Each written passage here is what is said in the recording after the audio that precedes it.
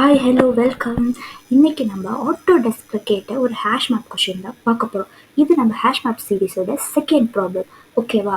நீங்கள் வந்து அந்த சீரீஸில் ஜாயின் பண்ணலன்னா டிஸ்கிரிப்ஷனில் இருக்க லிங்க்கை டச் பண்ணி எல்லா வீடியோஸும் பார்த்து முடிச்சிடுங்க. சைட் பை சைட் நீங்களும் ஒர்க் அவுட் பண்ணி பாருங்கள். Okay, let's move into this question. இந்த கொஸ்டினில் வந்து ஃபர்ஸ்ட் ஒரு டேக் மை பென். இந்த கொஸ்டினில் இன்புட்னு ரெண்டு கொடுத்துருக்காங்க. ஓகேவா?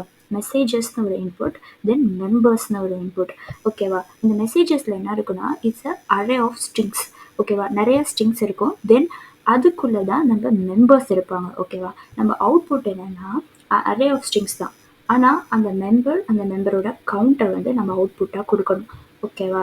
This is our task. இப்போ நீங்கள் இதை பார்த்தோன்னே உங்களுக்கு ஹேஷ் மேப் நல்லா தெரியும்னா இந்த கொஷின் பார்த்தோன்னே உங்களுக்கு தெரிஞ்சிருக்கும். We can be do this in using hash map. அதாவது அந்த மெம்பர்ஸை வந்து கீயாக வச்சுக்கலாம், தென் அதோட கவுண்ட்டை வந்து வேல்யூஸாக வச்சுக்கலாம். ஓகேவா? ஓகே, இப்போ இதை பண்ணோன்னா ஃபஸ்ட்டு வந்து ஒரு ஹேஷ் மேப்பை க்ரியேட் பண்ணிடுவோம். ஓகே, நான் வந்து சைட் பை சைட் கோடு உங்களுக்கு காட்டுறேன்.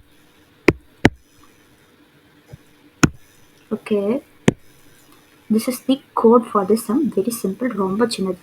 இல்லை டி ஈக்குவல் டு கவுண்டர் அப்படின்னு போட்டுட்டிங்கன்னா உங்களுக்கு என்னென்ன க்ரியேட் ஆகிடும்னா ஒரு வெயிட் ஒரு டிக்ஷனரி வந்து க்ரியேட் ஆகிடும் அந்த கவுண்டர்ன்ற லைனுக்கு. ஓகேவா? தென் என்ன பண்ணுறேன்னா ஃபார் ஐஎன் மெசேஜஸ். இப்போ நீங்கள் இதை பார்த்தீங்கன்னா என்னது மெசேஜஸ்குள்ளே ஹெலோ ஐடி இப்போ பாருங்கள், ஹெலோ ஐடி 123 அப்படின்னு இருக்கா? ஹெலோ ஐடி 123 இருக்குது, கமா அட் ஐடி 17 இருக்குது. இப்போ நான் இதை நார்மலாக அப்படியே ப்ளூ போட்டேன்னா இந்த மொத்தத்தை அது ஒரு ஸ்ட்ரிங்காக தான் எடுத்துக்கும். எனக்கு பர்டிகுலராக இதை மட்டும் என்னால் வந்து கவுண்ட் பண்ண வந்து முடியாது. ஓகேவா? ஸோ தட் நான் வந்து அந்த ஐஎன் மெசேஜஸை எடுத்துகிட்டு அதுக்கப்புறம் அதை வந்து சேவாக எடுத்துக்கிட்டு அந்த ஐக்குள்ளே இருக்கிற கமாஸ், இந்த கமா இருக்கு பாருங்கள், இந்த கமாவை வந்து நான் ஸ்பேஸாக வந்து ரீப்ளேஸ் பண்ணுறேன். தென் இந்த ஹெலோ ஐடி இதையே நான் கமா போட்டு ஸ்ப்ளிட் பண்ணிடுவேன். ஸ்ப்ளிட் பண்ணதுக்கப்புறம் இப்போ இதில் இந்த இப்போ ஜேன்னு எடுத்துகிட்டு நான் இது ஒன்று ஸ்ப்ளிட் பண்ணிட்டு இது வந்து என்னோட மெம்பர்ஸில் இருக்கான்னு செக் பண்ணுறேன். மெம்பர்ஸில் இருந்துச்சுன்னா டிக்ஷனரியில் அதோட கவுண்ட் இன்க்ரிமெண்ட் ஆகும். ஓகேவா? ஓகே, இந்த மாதிரி இம்ப்ளிமெண்ட் ஆகி டிக்ஷனரி எனக்கு வந்து க்ரியேட் ஆகிடும்.